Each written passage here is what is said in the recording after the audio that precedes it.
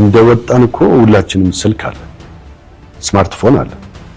ምናልባት እነሱ ቀርጸው እንደሚያደርጉት ማድረግ ይቻላል። እኛም ተጨበርብረናል አምነዋል። ለዳኛው እንግዲህ ማይካር ነገር ነው አይደል? እዛ ላይ ተጨበርብረናል። እኛም ተታለን ነው። እኔ እንደውም ጭራሽ ደረቅ ቼክ ፈርሞልኝ ስቲል ነው ብሩን አልወሰድኩም። አሁን ትልቁ ነጥብ ምንድነው በህብረተሰቡም ዘንድ እያከራከረ ያለው እናንተም ጋር ተበዳዮችም ወደዚህ የመጣችሁበት ዋናው ምክንያት ምንድነው? እነዚህ አርቲስቶች አልተጸጸቱም። ህዝብን የህዝብን ካሉ ህዝብን ይቅርታ አልጠየቁም። ህዝብ ይቅርታ አልጠየቁም። ከዝማሬው በላይ ዘፈኑ ሲበዛ አበሳጫችሁ። ከመቅደሱ በላይ ግሮሰሪው ሲበዛ አበሳጫችሁ። ሰላም ጤና ይስጥልኝ። እንዴት አደራችሁ? እንዴት ዋላችሁ? እንዴት አመሻችሁ? አምላክ በቅዱስ እግዚአብሔር ስሙ ዛሬም ዘወትር የተመሰገነ የተወደሰ ይሁን። እንግዲህ ጋዜጠኛ ተክለ ሃይማኖት አዳነ እንደታሰረ ነው የሰማነው። ለምን ታሰረ የሚለውን ነገር ከዚህ ቪዲዮ ሲቀጥል እንመለከቷለን። እንግዲህ ሊያስራቸው የሚችሉ ቪዲዮዎች አንደኛው ተብሎ የሚጠረጠረው ይህ ከፊንቴክ ጋር በተደረገ ቃለ ምልልስ ነው። ሁለተኛው ግን በዚህ ጉዳይ ጋር በተገናኘ ምላሽ የሰጡ ሰዎች ኢንተርቪው ተደርጎላቸዋል። ከነሱ ጋር ሊገናኝ ይችላል። ለማንኛውም ግን ሁለተኛ ላይ እናየዋለን። መጀመሪያ ግን አንደኛው በዚሁ መርሃ ግብር ላይ ቀርበው ከተናገሩት ውስጥ አንደኛው ዳንኤል ነው። እንስማ። ስማርትፎን አለ። ምናልባት እነሱ ቀርጸው እንደሚያደርጉት ማድረግ ይቻላል። ግን እዚህ ጋር የተሰበሰበው ትልቅ ባለሙያ ኃላፊነት ያለበት ነው። ለህዝብ ኃላፊነት አለበት። ለሀገር ኃላፊነት ያለው የሚሰማው ነው። ለመንግስት ጥንቃቄ የሚያደርግ ኃላፊነት የሚሰማው ነው። ከዛ ውጭ ደግሞ ለቤተሰብ ለኛ ላለኑ ለቤተሰብ ኃላፊነት የሚሰማው ማህበረሰብና ባለሙያ ነው እዚህ ውስጥ ያለው። ስለዚህ ግራና ቀኙን ሳታይ ዝም ብለህ ወጥተህ አታወራ። በስሜት ወጥተንማ ብናወራ የዛኔ እንደወጣን እኮ ሁላችንም በየስልካችን ማውራትም ይቻላል። ግን አሁንም ስናወራ በህግ የተያዘ ጉዳይ ስለሆነ ተገድበን ነው የምናወራው። ከወጣችሁ በኋላ ግራና ቀኝ ሳናይ አናወራም አልከኝ። ያያችሁት ግራና ቀኝ ምንድነው? ነገሮችና እነዚህ የተባሉት የተወሩት ወሬዎች ሶሻል ሚዲያ ላይ ሲሰራጩ የነበሩት ውሸቶች ለኛ እየተቀመጡ እየወረደ ሲቀመጥ ነበር። እዚህ ተሰብስበን ስብሰባችን ላይ ሁሉንም ነገር እናያቸዋለን፣ እናጣራቸዋለን። የተወራው ነገር ምንድነው? እኛ ጋር ያለው ተጨባጭ ሁኔታ ምንድነው? እዚህ ጋር ሰርች ቀደም ሲለው ከሰማ ምናልባት እኔ በሁለት ተዋዋዮች መብትና ግዴታ ከመዋል በውል ከመስራት በተረፈ ከዛ ውጭ ከጀርባው ብዙ የሚያጣራቸው የድርጅቱ ዶክመንቶች ነበሩ። እነሱን ይዘን የሰራነው። ስለዚህ ከወጣን በኋላም ደግሞ እነዚህ የተባሉት ነገርና እጃችን ላይ ያለው እውነታ ምን ይመስላል የሚለውን ነገር እናጣራለን። ካጣራን በኋላ ነው አሁን በእንደዚህ አይነት መልኩ ውስን ነገሮችን ለእንደው አሁን ላነሳው ለሚወደን ህዝብ ለሚያከብረን ለቤተሰቦቻችን እጃችን ላይ ያለውን ተጨባጭ ነገር ጭላንጭል ነገር ሙሉ በሙሉ ባይሆንም እቺናት። እሺ በጣም አመሰግናለሁ። አንድ አጭር ጥያቄ ነው። ከፊንቴክ ጋር ባለህ ውል ላንተ የተከፈለው ምንድነው? ለኔ በመኪና ነው የተዋዋለው። ምን አይነት መኪና? ሶንግ ፕላስ መኪና ተሰጠህ? ከ10 ወር በኋላ። ከ10 ወር በኋላ ውላችን በአንድ ወር ውስጥ ነው የሚለው። ግን 10 ወር ሙሉ ድል ነበር መጠበቅ ነበረብኝ። ምክንያቱም ይሄን ሐሳብ በደንብ ያዙት። በኋላ ሴትዮዋ አንዷ ተጨበረብር ያለው ብላ የመጣችው ሴት የምታነሳቸው ጉዳዮች አንደኛው መካከል ላይ ይሄ ነው። ማን ነው እየተጨበረብር ያለው? እኛስ ወይስ እነሱ ወይስ አጠቃላይ የሚል ነገር ስላለ ማለት ነው። ሁላችንም እዚህ ውስጥ ባይሰጠንም እንመርጥ ነበር። ምክንያቱም ቅድሚያ ለተመዝጋቢው ነበር። እኛ የውላችን ላይ ባይኖርም ግን ብሪጅ ሆነን ስንሰራ የነበረው እንደ ድልድይ ለፊንቴክም ለህዝቡም እንደ ህዝብ ልጅነት እንደ ህዝብ ማንነት ሁላችንም እዚህ ጋር። ስለዚህ 10 ወር ሙሉ አይ ለኛ መኪና አልተሰጠም፣ መኪና ስጥ፣ እንደዚህ በውላችን መሰረት ይሄን አድርግ የሚል እዚህ ውስጥ ማንም የለም። የምንለው የነበረው የህዝቡ የተመዝጋቢው መኪና ምን ላይ ደረሰ፣ እንዴት ነው ሂደቱ እየሄደ ያለው፣ ምን ላይ ነው ያስቸገረ፣ እኛ በምን እናግዘ እያለን ነው በየቀኑ ስብሰባ እያደረግን ማታ ሊሆን ይችላል እስከ ሌሊት ስብሰባ የምንቆየው ለኛ ለሚሰጠን ነገር ሳይሆን ለተመዝጋቢው የሚደርስበትን ሁኔታ ነበር ተሰብስበን። ምንም አሁን እዚህ ጋር ህሊናዬን የሚጸጽተው ወይም የምቆጭበት ነገር የለም። ምክንያቱም ለተመዝጋቢው ማህበረሰብ ሰርቻለሁ ብዬ ስለማስብ ቀን ከሌሊት ሰርቻለሁ። ጅቡቲ ድረስ ሂጄ ወይም በህብረት ሂደን ጅቡቲ መኪኖቹን ማረጋገጥ እስከምንችል እስከዛ ድረስ ትሄዳለህ። እዛ ውስጥ ግን ውላችን ላይ አልነበረም። ውላችን ላይ ይሄን ያስገድድ ሂዶ የማየት ለህዝቡ እንደዚህ የመጠየቅ ምናምን የለም። ሌላው ቢቀር እስከ ሌሊት የነበረን ስብሰባ ላይ ለኔም እንኳን መኪና ተሰጥቶ አሁን የመጨረሻው ለተመዝጋቢዎች መኪና ሊሰጥ እስካለበት ድረስ እንደው ምናልባት ገንዘብ እንኳን አጥቶ ከሆነ የሰጠህንን መኪና ውሰደውና ሽጠህ ለተመዝጋቢው ስጥ እስከማለት ደርሰን ነበር። ግን ያ አይደለም፣ የገንዘብ ማጠር አይደለም። ሁኔታዎች እንደዚህ ናቸው የተፈጠሩብኝ እንደዚህ ብሎ የራሱን ምክንያቶች ሲያቀርብ ተነስተን እንደው በዚያ ያየje ከመለስኩለት ስለዳሰስኩት ስብሰባ አድርገን በጣም ስናስጨንቀው መኪና አለ ውሸቴን አይደለም ከፈለጋችሁ ጅቡቲ ድረስ ሂጄ ላሳያችኋል። ኦኬ ማየት አለብን፣ ማረጋገጥ አለብን። ጅቡቲ ሄደን መኪኖቹን አየን፣ ተደሰት። የኪራይ ናቸው የሚባለው እንዳለ ሆኖ ይሄ ውሸት ነው አየን። በትክክል አሁን ማውራ ውሸት ነው የምልህ ዶክመንት ያላችሁ ናቸው። እያንዳንዱ መኪና እዚህ እስከገባበት ድረስ ለህዝቡ እስከተረከበበት ድረስ ዶክመንት ገባ፣ ዶክመንት የተያዘ። ስለዚህ ውሸት ነው የምልህ ደረቴን ነፍቼ ለዛ ሂደን አጣርተን መኪኖቹን አይተን የመጨረሻ ይሄ ሁሉ ሰው ምን ሲል ነበረ? ኖ መጫኛው መኪና ከመጣ ካለዚሁ ሳንጭን አንሄድም፣ ተሳፍረን ወደ ሀገራችን አንመለስም። ራሳችን እየነዳን እያንዳንዳችን መኪና ላይ ጫንን። ጭነን የህዝቡን ደስታ ተጋርተን እንደ ህዝብ ልጅነት እንኳን ደስ አላችሁ መኪናው እየመጣ ነው ደስታን የገለጽን እንጂ ማስታወቂያ አልነበረም የሰራነው። እዚህ ውስጥ ግን ሲራገም የነበረው ስንገባ ምናልባት እኮ ሀገራችን ላይ ኩሪፍቱ ወይም አንድ ቦታ ልትሄድ ይችላል፣ ዌልካም ይሰጠዋል። ጁስ ሰጥተውን እኮ ዛሽ ጋር እንደዚህ ቼር ስለተባባልን እኮ መጠጥ እየተራጩ ነው ተብሏል። አየህ፣ ይህንን እነሱ ያነሰ ግንዛቤያቸውን ወደ ትልቁ ህዝብ ለማሰራጨት ሙከራ አድርገዋል። ግን ትልቁ ህዝብ አልተቀበላቸውም እና በዚህ አይነት መልኩ እነዛ መኪኖች ገቡ። ሲገቡ በወቅቱ እኔ አልነበርኩ፣ ግን ጓደኞቼ እኔንም ወክለው ይሰሩ ነበር። እኔ አሜሪካ ነበርኩኝ። ቀን ከሌሊት የማይተኙ ጓደኞች አሉ፣ የሥራ ባልደረቦቼ። ይሄን መኪና ደረቅ ወደብ ሲገባ ደግሞ ማየት አለብን አሉ። የጫኑን መኪና ማየት አለብን። የተጫኑ መኪና ደረቅ ወደብ ሲገባ አዩ፣ ባይናቸው አረጋገጡ። ከዛ መጥቶ መንደር ውስጥ አይደለም መኪና የተነጠፉ፣ በአደባባይ ትልቅ ሀገር ላይ ትልቅ ህዝብና ትልቅ መንግስት ባለበት በኢትዮጵያ ላይ መስቀል አደባባይ ላይ መኪኖቹ ተነጠፉ።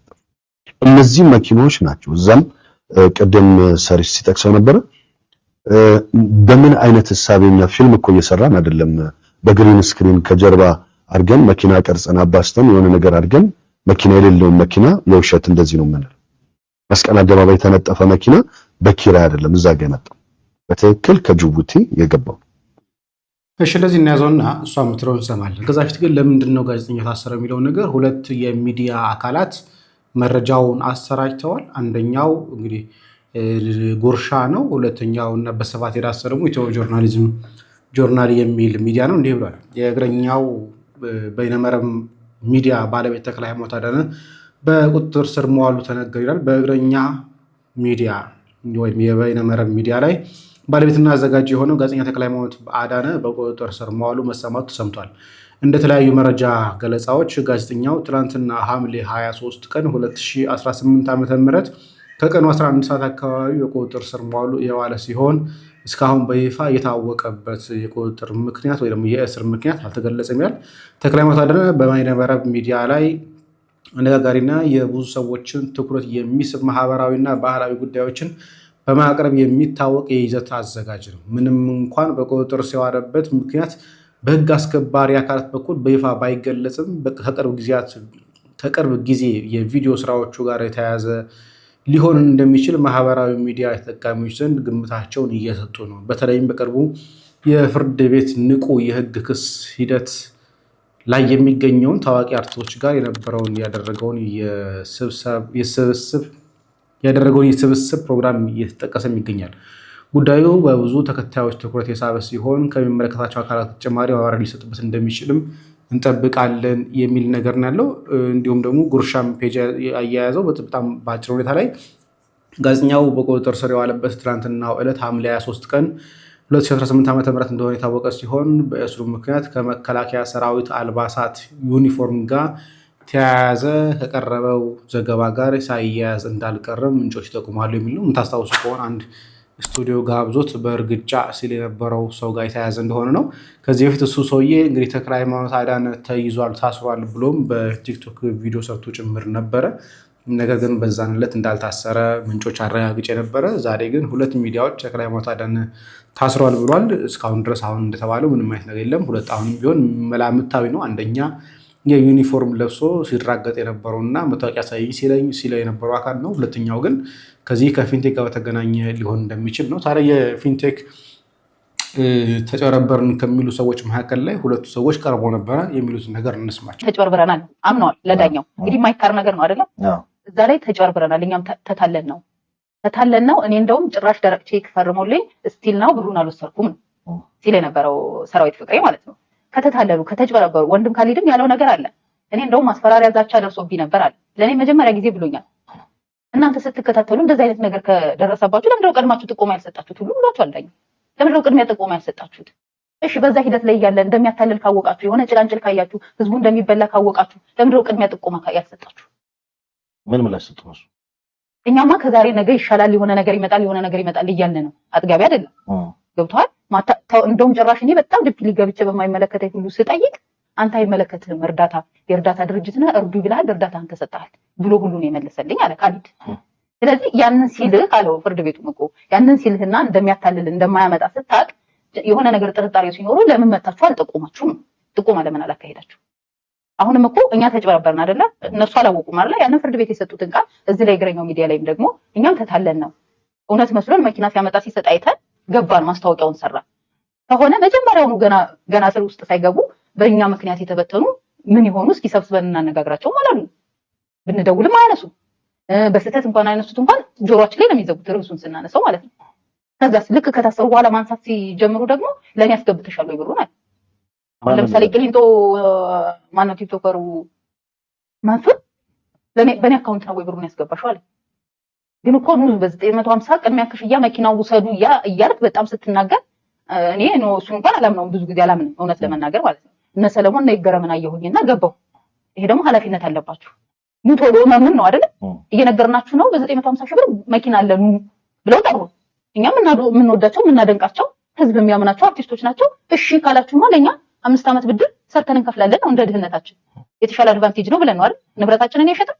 እሺ ብለን እነ ሰለሞን ጠሩን ብለን በጥሪያችን መሰረት ደግሞ ንብረት እኔ መኪና ይሸጥ ሌላው ቤቱ ሸጠ ካዋጭ ተበደራለ ብዙ ጣጣ ውስጥ ይገባል ብለን ሄድ። ይሄ ነገር በመሃል ደግሞ አልሆን ሲል ደግሞ እኛ ነን ይሄንን ነገር ያመጣ ነው። እኔ እውነት ለመናገር ለመጀመሪያ ጊዜ ነው ማዕከላዊ ያየሁት እንትና ዳንኤል ዮሐንስ ማን ነው ብትለኝ አላውቀውም። ሲሄድ እንኳን ስመዘገቡን ስፈራረም ስራ አስኪያጁን ያየው ንግድ ፍቃዱ ሌላ ነው እሱ የሚባል ሰውዬ አላውቀውም።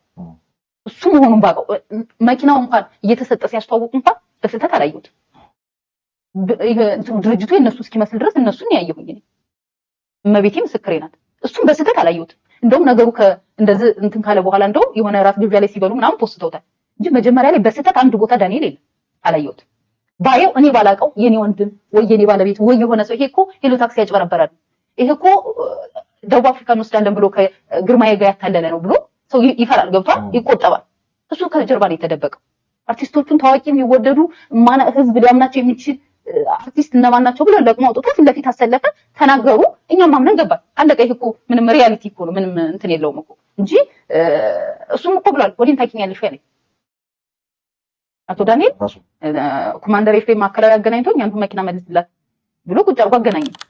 ከዛ ሲለው እሺ አለና በኋላ ብቻዬን ስቃ እኔን ታውቂኛለሽ ወይ ለኔ ብሩን ሰጥተሽኛል ያለ ድርጅቱ ይሷል ያሱ ከጀርባ አስመጣ። ከዛ አርቲስቶቹም እኛን ታውቁ ለኔ ያስገብተሻል ያሉ። ታዲያ ማንን እንጠይቅ? ለምን ጠሩ? ለምን ጋበዙ? ለምን ደሃው ንብረቱን ሽጦ አሟጦ ለምን የልጆቹ ማሳደጊያ ሰጠ? አይመለከታቸው ይሄ ጉዳይ። እሺ ተው እንደው ማስታወቂያውን እንርሳው። እንደ ህዝብ ልጅነታቸው እንዲህ ተቸገሩ በእንደዚህ ኬዝ እንደዞሩ ቢባሉ እንደ ህዝብ ልጅነታቸው መጠየቅ አለባቸው የለባቸው? ምንድነው ጉዳታችሁ? ምንም ባያደርጉ ምንድነው ህመማችሁ? አይዟችሁ ማለት አለባቸው የለባቸው? አሁን እኮ የክብር ጉዳይ በለጠና ለነሱ ክብር ነው የተጨነቁ እንጂ እኛ እንኳን አይደለም እነሱ የት ናችሁ ሊሉ እኛ እንኳን እባካችሁ አማልዱን እንኳን ብለን በፈቃደኝነት የሚያናገረን የለም፣ ማንም የለም። ስለዚህ ያደረጉትን ሲጀመር እሱን ሳያውቁት ቀርተው አይደለም ያውቁታል። ከኛ በላይ ሚዲያ ላይ የሚውሉ ሰዎች ናቸው። ማን ምን እንደሚሰራ በደንብ ጠንቅቀው ያውቃሉ። ከኔ የተሻለ እውቀቱ አላቸው። እኔ ደግሞ ልጆቼን ማሳደግ እዛው ሰፈር የተፈተፈ ምን ሰው ነኝ እንጂ ሚዲያ ላይ ብዙ ጊዜ እንትን ምን ሰው አይደለም። ያውቁታል፣ ህሊናቸው ያውቃል። እና አንዳንዴ እውነት የሚባል እውነት እኮ ይሄ መሬት ላይ የወረደ እውነት እንጂ ባፍ የምትተርከው እውነት አይደለም። እውነትን የማውቀው እውነት ሰለሞን ደግ ልብ ካለው ሰለሞን እንዲህ ነው ከተባለ ደግ ልብነቱን መሬት ላይ ወርዶ ነው ማየት ያለብን እንጂ እውነት ይፈርዳል። እውነትማ ፈርዶ ይኸው እኛ እየተንፋቀቅን ነው። በዚህ እድሜ የጠላ የሸጥኩ ልጅ እያሳደኩኝ ነው አይደል? የት ነሽ ብሎ ጠይቆኛል፣ አልጠየቀኝ። መጠየቁንም እኛ ስንደውል እንኳን በአግባቡ መልስ መስጠት አይፈልጉም። በቃ እነሱ ክብራቸውን የበለጠባቸው እኔ በሰጠሁት 2 ሚሊዮን እሷ በሰጠችው ሌላው በከፈለው ነው አይደለ? የድርጅቱ ባለቤት እኮ መኪና ገዝቶ የሰጠው አይደለ? እኛ ተቀምጠን እኛ ዳቦ መግዣ ለልጆቻችን አተን እነሱ ደግሞ ከኛ በተነጠቀ ብር መኪና ያዙ። የኛ ለመጣም እነሱ ግን ሁሉም ባለ መኪና ናቸው። እንዴት ልጅናው እንዴት ይቀበልታል? እንዴት ካንሰር በሽተኛ ሆና እሷ መታከሚያ ታቃይ ሸጠች? እንዴት አይምሮ እንዴት ይተኛል? እንደዛ ስለውም ነበር እኔ ሳቀው። እኔ እንግዲህ አርቲስት ብዬ ሳቀው። አሁን እንግዲህ እነሱ የሚያቀርቧቸው የራሳቸው እነሱ የኛ እውነት ብለው የሚያቀርቡት የራሳቸው ምክንያት አለ። ሚዲያው ላይ እንዳያችሁት እንግዲህ አሁን ትልቁ ነጥብ ምንድነው? በህብረተሰቡም ዘንድ እያከራከረ ያለው እናንተም ጋር ተበዳዮችም ወደዚህ የመጣችሁበት ዋናው ምክንያት ምንድነው? እነዚህ አርቲስቶች አልተጸጸቱም። የህዝብ ነን ካሉ ህዝብን ይቅርታ አልጠየቁም። ህዝብ ይቅርታ አልጠየቁም። እሺ እሱ እንዳለ ሆኖ እነሱ እኛ ጥፋተኛ ነን ካሉ እናንተ ከነሱ የምትፈልጉት ምንድነው? እስቲ ግልጽ አድርጋችሁ በዚህ አጋጣሚ የምትነግሩ ፈልጌ ነው። መጀመሪያ የፈለኩት እነሱን የፈለኩት ከባለቤቱ የድርጅት ባለቤት ነኝ ከሚለው ብሬን እንዲያሰጡኝ መኪና እንደማይሆን እንዲያሸማግሉ ነው። እነሱ ልመና አይደለም። ሲቀጥል ደግሞ ነገሮች እየባሱ ሲሄዱ ደግሞ የባሰበትን ችግርተኛ ቢጠይቁ ምን ችግር አለ? እንደግለሰብ እንደ አንድ አርቲስት እንደ አንድ ሀገር እንደሚወደው አርቲስት ቢጠይቁ ምን ችግር አለ? ሁለተኛ ነገር ደግሞ እዚህ ጋር እኛ በእነሱ ምክንያት ተጨርበረን ቤታችን ተበትኖ ሁሉ ነገራችን ድብልቅልቅ ብሎ ከአንድ ቤተሰብ 6 እና 7 ቤተሰብ ነው የሚበተን። እኔ ቤት ገባ ማለት 6 እና 7 ቤተሰብ ነው የሚበተን፣ አይምሮ የሚናጋው። ስለዚህ ይሄን ህመም ተረድተው ወጥተው እንኳን እኛም ልክ ፍርድ ቤት ቃል እንደሰጡት ሁሉ እኛም ተታለናል እንዳሉት ሁሉ ወጥተው መግረኛው ሚዲያ ላይ የራሳቸውን ክብር መጠበቅ ሳይሆን ያችን ነገር ደግሞ እኛም ተታለናል፣ ሰራዊት ፍቅሬ ብር አልወሰደም፣ እኛም እንዲህ ብለን ጠይቀን እንዲህ አድርጎን አታሎናል ብለው እንደተናገሩት እዛ ማምነው ቢያንስ የምንችለውን እናድርግ ማለት ነበረባቸው። ሌላ ከነሱ ከኪሳቸው የጠየቃቸው የለም። የሚችሉትን ግን ማድረግ በጣም ብዙ ማድረግ የሚችሉት ነገር ነበር። ከትናንትና በስቲያ እንደተናገርኩትኝ ኃላፊነት መውሰድ አለበት። አንድ ሰው ማስታወቂያ ሲሰራ በሱ ምክንያት ላይ የሚመጣ ገቢ እንደሚያገኝ ገንዘብ እንደሚያገኝ ሁሉ ደግሞ በሱ ምክንያት ለሚከስሩ ሰዎች ደግሞ እሱን አይተው ለመጡ ሰዎች ደግሞ እሱን አምለው ለመጡ ሰዎች ደግሞ ኪሳራ ከመጣ መጠየቅ አለባቸው ብዬ አምናለሁኝ። እኔ በግሌ ነው። ጸጋዬ ክፍሉ ነው። አንድ መንፈሳዊ ነገር ጨምርላችሁ። ከዝማሬው በላይ ዘፈኑ ሲበዛ አበሳጫችሁ፣ ከመቅደሱ በላይ ግሮሰሪው ሲበዛ አበሳጫችሁ። ወገኖቼ ዕጣን ከሚሸተው በላይ ሐሺሽ ማጨሳዎች ሲበዙ አበሳጫችሁ። ወገኖቼ በከተማችንና በአገራችን ከፍቅር በላይ ጸብ ሲገነግን አበሳጫችሁ። የመንፈሳችሁ አይበሳጭም እንዴ? ክርስትና ሲተው መንፈሳዊነት ሲላላ ጸብ ሲበዛ ቅድስና ሲጠፋ መንፈሳችሁ አይበሳጭም? ቅናት አንገበግባችሁ? ድሆች ሜዳ ላይ ሲወድቁ አንዳች ነገር አይሰማችሁም? ሰዎች በስካር ሲባዝኑ አንዳች ነገር አያማችሁ? ወገኖቼ ሞት ሲበዛ አበሳጫችሁ? ገዳማት ሲደፈሩ አይነዳችሁ? እግሮቻችንን ያጠቡ ዳቤ የጋገሩ እሳት የተጠበሱ አባቶች በጥይት ሲጠበሱ አያሳዝናችሁም? አንዳች ነገር አያበሳጫችሁ? ምንም አይሰማችሁ? ምንም ነገር አይሰማንም? መንፈሳችሁ አይበሳጭ? መንፈሳዊነት ሲላላ እግዚአብሔር ቤት ከሚመጣው በላይ ጠንቋይ ቤት የሚካደመው ሲበዛ አያበሳጫችሁ? ከሰማው በላይ ያልሰማው ሲበዛ አይነዳችሁ እንዴ? ከደግነት ከየዋህነት በላይ ሴራ ሲገነግን አናደዳችሁ? ከቅድስና በላይ ለግብረ ሰዶማዊነት ልንበረከክ ጫፍ ስንቀርብ አይነዳችሁ፣ አበሳጫችሁ። ቀስ በቀስ እየተለወጥን ስንሄድ አማችሁ፣ ምንም አትበሳጩ። ይሄ ሊያበሳጨን ይገባል። ይሄ እኮ ነው ሊበላን የሚገባው። ገዳማቱ ሲፈቱ አይነዳችሁ፣ አባቶች ስፍራ ሲያጡ አይነዳችሁ፣ ንጹሃን አንገት ሲሰብሩ ክፎች አንገት ሲያቀኑ አያቃጥላችሁ፣ አይበላችሁ። ኖርማል ነው፣ ፒስ ነው፣ ምንም አይሰማችሁ። ስራ ልንሰራ ነው የተሰበሰብነው ወይስ እንደ ከዚህ ቀደሙ ከንፈር መጠን ለመለያየት ነው የተሰበሰብነው? ለመቀጠልና ለማቆም ባለው የዚህ ዓለም ትግል ውስጥ የሚያበሳጫችሁ ነገር የለም። በከተማይቱ ጣዖት ሞልቶ ሲመለከት መንፈሱ ተበሳጨበት የሚለው እኮ ጌታችንም ገብቶ ሲመለከት ነጋዴዎች በስቶ ሲያይ ጅራፍ አነሳ። እሱ ነው እኮ የቤት ቅናት ይበላኛል ያለው። አዎ እንጃ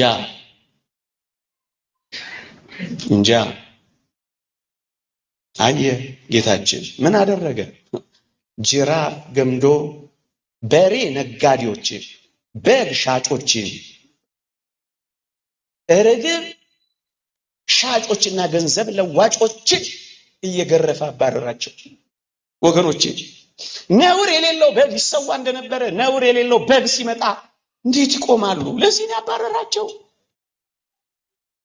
ወገኖቼ በጉ በሌሎች ኃጢአት ተሸክሞ የሚሞት ነበር፣ የራሱ ኃጢአት አልነበረውም። በራሱ ኃጢአት ያልሞተ እውነተኛ በግ ሲመጣ ታዲያ ሌሎቹ በጎች ምን ያደርጋሉ? ይውጡ፣ ወጡ። እንዲህ ነው ያባረራቸው። ወገኖቼ ለመስዋዕት የሚሆኑት በጎች ለመስዋዕት ከመዋላቸው ከአንድ ሳምንት በፊት ነበር ወደ ኢየሩሳሌም የሚገቡት። ጌታችን ክብር ይግባውና እውነተኛ መስዋዕት ስለሆነ ከመሰቀሉ ከአንድ ሳምንት በፊት ነው ኢየሩሳሌም የገባው። እውነተኛ በግ ነው። ለዚህ ነው ያባረራቸው። ወገኖቼ እነዚህ መስዋዕቶች ከሩቅ ነበር የሚመጡት፣ ከብዙ ቦታ ደክመው ነበር የሚመጡት። እስኪ አንድ ነገር አስቡ። ጌታችን እንዴት ከሩቅ እንደመጣ ተመልከቱት። እጅግ በጣም ከሩቅ ነው የመጣው። ልዕልናውን ማን ይገልጠዋል? ሕሊና የማይመረምረውን ምን አይነት ቃል ገልጦት ይናገራል? ከሩቅ ነው የመጣው። ከሩቅ ከሰማይ ዙፋኑ እስከ መስቀል ዙፋኑ ያለውን ርቀት ማን ሊገልጠው ይችላል? ቋንቋ እኮ አይገልጠውም። መመራመር እኮ አንችልም። ከሩቅ ነው የመጣው ወገኖች። ከሩቅ ጥልቀቱ ምጥቀቱ ለመታወቅ የሚያልፍ የእግዚአብሔር ፍቅር የሚለው እኮ ይሄንን ነው። ከሩቅ ነው የመጣው ወገኖች። ከሩቅ መጥቶ ነው እግራችን ስር ያጠበን። ከሩቅ መጥቶ ነው መስቀል ላይ የዋለልን። ከሩቅ መጥቶ ነው እኛ የቀመስነውን የቀመሰው። ከሩቅ በወጡ ደካክመው እንደሚመጡ በፍቅራችን ደክሞ ታስታውሳላችሁ። ሰማርያዊቷን ሴት ሊፈልጋት ሲሄድ ርቦት ደክሞት በጉዞ ዝሎ ነበር ይላል። ፍቅሩ ነው ይሄን ያደከመው። የኛን ነፍስን የተጠማው ጉስቁል ያሉት ነፍሱ። ልክ እንደዛ እኮ ነው። ለመስዋዕት አይሆኑም እያሉ ያባረሯቸው እንደነበረ ወገኖቼ፣ እሱ የእግዚአብሔር ልጅ አይደለም ተብሎ የተባረረ እውነተኛ በግማ መድኃኒታችን ኢየሱስ ክርስቶስ ነው። ለዚህ ነው ያስወጣቸው። ቅድም ያቋርጥነውን የዳንኤል ንግግር ከመቀጠላችን በፊት መምህራችን ኢዮብን እግዚአብሔር አምላካችን ረጅም ዕድሜ ከጤና ጋር ይስጥልን ያድልልን። እንግዲህ ክርስቶስ የክርስቶስን ፍቅር እንዲህ ተሰብኮንም ቢሆን በገባንና እሱም በተከተልነው መልካም ነበር። የሆነ ሆኖ እንቀጥል። ከጅቡቲ የገቡት መኪኖች ደግሞ እያንዳንዱ በዶክመንት ዲክላራሲዮን ያላቸው ሁሉ ልክንን ካስረከብን ከጨረስን በኋላ አልተኛንም። አሁንም እንዳለ የኛ መኪና አልመጣም። አሁንም ጥያቄያችን የነበረው ሌላው ደግሞ ዲሌይ ሳይፈጠር አሁንም መኪኖቹ ለህዝብ መድረስ አለባቸው ብለን ደግሞ ትንቅንቅ ውስጥ ነን። ሁሌ 300 መኪና ደግሞ ይመጣል። ይሄው እንደዚህ ነው ያለው ተባለ። አሁንም አላመንም። እሺ ከእናንተ ጋር መጨቃጨቅ አልፈልግም። ራሳቸውን ተመዝጋቢዎቹን አዋቅራለሁ። በኮሚቴ ተዋቅረው መጥተዋል። እነሱን ደግሞ ይሄዳሉ አለ። ኦኬ የተውጣጡ ከኮሚቴ ሆነው የመጡ ተመዝጋቢዎች ጅቡቲ አብረው ሄዱ። ልክኛ እንደተደሰትን እነሱም ተደስተው ለጓደኞቻቸው ተቀርጸው ላኩልን። የዋትስአፕ ግሩፕ ስላለን እዛ ላይ መጣለን።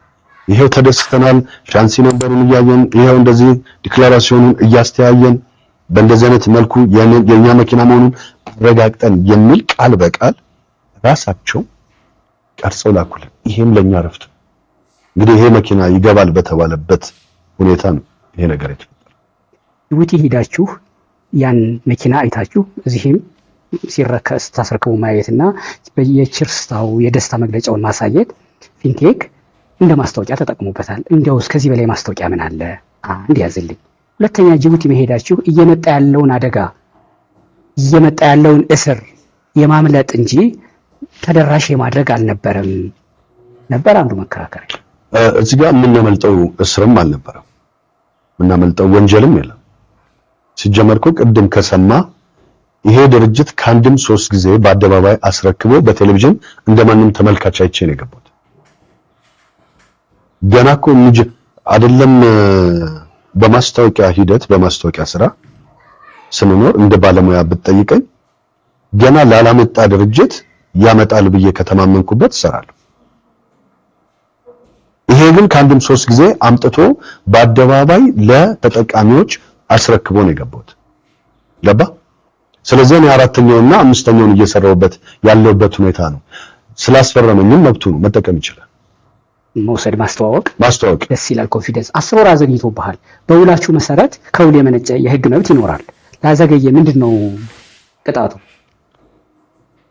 አሁን የማዘግየቱ ሁኔታ አንተ ለድርጅቱ ፕሮሞሽን እየሰራህ ነው፣ ገበያው ነህ አይደለ? አንተ ላይ 10 ወር ያዘገየ ተራ ተመዝጋቢ ላይ 10 ዓመት ሊሆን ነው ማለት ነው። እዚህ ጋር ቀድሞ ለተመዝጋቢ እየተሰጠ ነው። አሁን አራተኛው ዙር ላይ እኮ እየተሰጠ ነው። አንተ በኋላ ለመጡት አንተ ማስተካከል ከኔ በኋላ ደግሞ ሁለተኛ ዙር ሊሰጥ ነው። ከኔ በፊት 3 ነው፣ ከኔ በኋላ ደግሞ 2።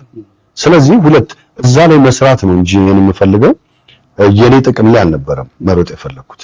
እዚህ ጋር ሁሉም ባለሙያ እዚህ ጋር ቃለ ጉባኤ ያለን እያንዳንዱ ስብሰባ ቪዲዮዎች አሉ፣ ያባ ፎቶግራፎች አሉ። እሱንም እያስቀመጥን ማለት የሚመለከታቸውን የፊንቴክ ባለቤቶችንም እያስቀመጥን ስንከራከር የነበረው ለህዝብ የሚደርሰውን መኪና ይምጣ እና ህዝቡ ይረከብ፣ ይሄንን ነው ስንሰራ የነበረው። ስለዚህ የኔ 10 ወር ሆነ 11 ወር ወይም 1 ዓመት አለፈው ምናምን ችግር የለውም። ለ1 ዓመት ነው የተዋልኩት። 1 ዓመትም ቢያልፍ ለዚህ ጋር ይጌ ተጨማሪ ሊናገር ይችላል። አይ በቃ 1 ዓመት እኮ ሊሞላችሁ ነው እናንተ፣ እንደውም በቃ ግዴታውን እወጣለሁ እናንተ ውጡ ከዚህ ሲል ከማላችን አይ በፍጹም አንወጣም። በእኛ ውስጥ ተመዝግቦ የነበረው ህዝብ ሳይረከብ አንወጣም፣ ልታባረረን አትችልም፣ 1 ዓመት ቢሞላንም አንወጣም ያለበት ሁኔታ ነበር። የሁሉም ስሜት እዚህ ጋር የሁሉም ስሜት ይሄ ነው። ማናችንም የምትጠይቀን አሁን አንድ አይነት ምላሽ ነው የምንሰጥ። ለምን በቀን ውስጥም በማታ ውስጥም በሌሊቱም ስብሰባ አንዳችን ጎለን አልተሰበሰበም። ግን ያ ሁሉ ስብሰባ አይ የኛን ምናምን እንደዚህ ስጠን ብቻ አይደለም፣ የኛን ጥያቄ መጠየቅ አይደለም። የተመዘጋባችኋቸው ይሰጥ ይብላችሁ ከባለቤቱም እናንተም እንደ ፕሮሞተር ለምንድን ነው እዚህ ጋር እንደ አምባሳደርም ስትሰማው በኋላ ግን ይወጡባችሁ እና እሱ አሁን እንደዚህ ይሄንን ስለማያውቁ ነው። ገባ? ይሄንን ሂደት ምናልባት ካሊድ አንድ 2 ሰብስቧቸዋል ያለውን እውነታ ለመግለጽ ለተወሰኑ ሰዎች ሙከራ አድርጓል። እኛ በ16 መጋቢት 16 ለምታሰር ደግሞ መጋቢት 15 የሚመለከታቸው ኮሚቴዎች ብዙ ነው። በነገራችን ላይ እግረኛ ሚዲያውን ሳላደንቀው አላልፍም። በነገራችን ላይ እኔ አንገቴን ወዝውዤ ላልፍባቸው የሚችልባቸውን መልሶች እሱ እያፋጠጣቸው እየጠየቃቸው ማየቴ በጣም እውነት ለመናገር የሚያስደስት ነገር ነው። ስለዚህ አሁንም ታስሯል ተብሏል፣ እግዚአብሔር ያስፈታው ከማለት ውጭ የምንለው ነገር የለም። ምናልባት የታሰረበትን ምክንያት መንግስት ሪፖርት አድርጎ የሚያቀርበው ከሆነና ለምን እንዳሰረው የሚገልጽ ከሆነ በአፋጣኝ ለማሳወቅ እሞክራለሁ። እስካሁን ድረስ ባለው መላምት ግን 2 ምክንያት ነው። አንደኛ የመከላከያ ልብስ ለብሶ እንደፈለገ ስቱዲዮ ሲጨፍር ሲራገጥ የነበረው ሰው ነው። እሱም በራሱ ሚዲያ ላይ ቲክቶክ ላይ እግረኛው ሚዲያ ታስሯል ብሎ ከሳምንት ወይ ከ2 ሳምንት በፊት ሲዘግብ የነበረ ነው። ስለዚህ በዛ ምክንያት ሊሆን እንደሚችል ጉርሻ ሚዲያ ሲናገር፣ ኢትዮ የሚባለው ደግሞ እስካሁን ድረስ የታወቀ ነገር የለም። ምናልባት ግን በህግ ከለላ ውስጥ ያለው ወይ ደግሞ ህግ ኬዙን የያዘውን ጉዳይ ወደ ሚዲያ አውጥቶ መነጋገሩ ነው የሚል ነገር ነው ያለው። ለማንኛውም ምንድነው እውነተኛው ታሪክ ምንድነው ከጀርባ ያለው የሚለውን ነገር እናየዋለን ብዬ ተስፋ አድርጋለሁኝ። ለብዙዎች እንዲደርስ ግን ይህን ቪዲዮ ሼር ማድረጋችሁን አትርሱ። ለምን እንደሆነ አላውቅም፣ የቪው ጉዳይ እየተመታ ነው። እግዚአብሔር ይርዳን። ለማንኛውም ቸር ቆዩ።